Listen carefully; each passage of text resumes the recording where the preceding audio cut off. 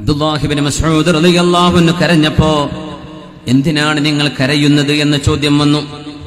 മഹാന്റെ മറുപടി, ഇന്നി ലാ അബ്കി ലി അജലിൽ മറദ്, രോഗം വന്ന വിഷമത്തിലാണ് എന്നതുകൊണ്ടല്ല ഞാൻ കരയുന്നത്, രോഗത്തിന്റെ വേദന കൊണ്ടല്ല. എന്തുകൊണ്ട് രോഗത്തിന്റെ വേദനയിൽ പരിതപിച്ചുകൂടാ? അല്ലെങ്കിൽ നമ്മൾ ആരെയെങ്കിലും പരാതി ശപിച്ചുകൂടാ? എന്തുകൊണ്ട് പറ്റില്ല? ലിഅന്നി സമിഅ്തു റസൂലല്ലാഹി സ്വല്ലല്ലാഹു അലൈഹി വസല്ലം, എന്റെ മെഹബൂബായ റസൂൽ പറയുന്നത് ഞാൻ കേട്ടിട്ടുണ്ട്. അൽ മറദു കഫാറത്തുൻ, രോഗം മനുഷ്യന്റെ പാപങ്ങൾക്ക് പ്രായശ്ചിത്തമാണ് എന്ന് നബി തങ്ങൾ പറഞ്ഞിട്ടുണ്ടല്ലോ.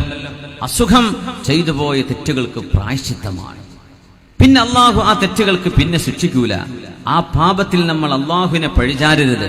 നമ്മൾ ആരെയും ഡോക്ടർമാരെയോ അല്ലാത്തവരെയോ നാടിനെയോ കുറ്റം പറയരുത്. നമ്മളത് ക്ഷമിച്ചുകൂടിയാൽ കഫാറത്തുൻ, അത് പ്രായശ്ചിത്തമല്ലേ?